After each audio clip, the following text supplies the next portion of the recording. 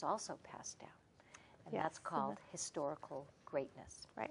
And Native people have historical greatness. And whether it's working with the horses or drumming or dance or language or a ceremony, when you participate in something that is so sacred and so strong and so meaningful, if you allow it, it will start to bring up your historical greatness. And what I've seen happen is the horses do that. Somehow there's what I call a knowing, that these kids or even adults will walk in and say, how do I know how to do this? Yes. And what we get to say to them is, because this is part of your ancestry.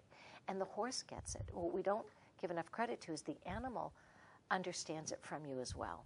That the horse will look at you, and if that's a generational horse that has been a wild horse and has generations on the plain, or they're out in the desert, they'll also sense from you that you know them.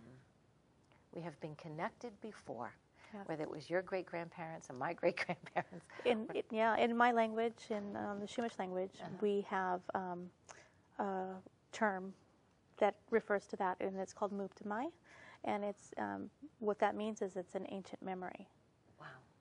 I didn't know that, so thank you for that. And that's what's coming up, that ancient memory comes up. And when you talked about the physical, I don't think it would happen just talking about it. If I sat across right now with a kid and just talked about the horse, and that's not when it comes up. When it comes up is when that child stands in front of that horse and smells and touches and leads that horse and understands the actual nature of that horse. And how do I know that? Well, that is part of their historical greatness, their ancient knowing and their ancient memory.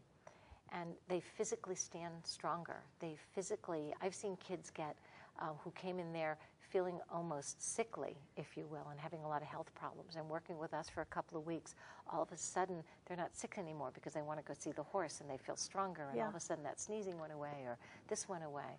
So there's a lot of healing that happens in the horse. And that was kind of what I was referring to as far as the physical aspects that this trauma brings onto the body, the stress and... Stress is the worst thing in the world, and it's absolutely something that Native people have suffered from for such a long time, and it wreaks havoc with the body. Yeah. I have seen kids, like you said, come in, and when they feel less stress, and certainly being around the horses takes that away, that joy, that ability to run with. We actually get them to run. We do put them on top of the horse as well. We will have kids come in, and all of a sudden, they're feeling stronger and better, and their parents will say to me, well, they don't need that medication anymore, or their blood sugar's better. Right. You know, something's happening for them that didn't happen before. So we're going to be wrapping up here soon. So how do people get in contact with you and get more information? Good, okay. We're on Facebook. Who isn't? We're on Facebook, so you can become our friend at Red Horse Nation on Facebook. Don't you love the internet? I love it. And I actually can text and everything out my age. I'm so happy. So you can Facebook us. We have a website called redhorsenation.org. So you can send me an email through there. And we love to get emails. We love to contact. We help people just because it's the right thing to do. So if you want to get involved in our work or you want to start your own work, let us know. And we'll give you all the, as we say, we'll share our experience, strength, and hope with you on how to do this. That's great. And you were working with a lot of wonderful people.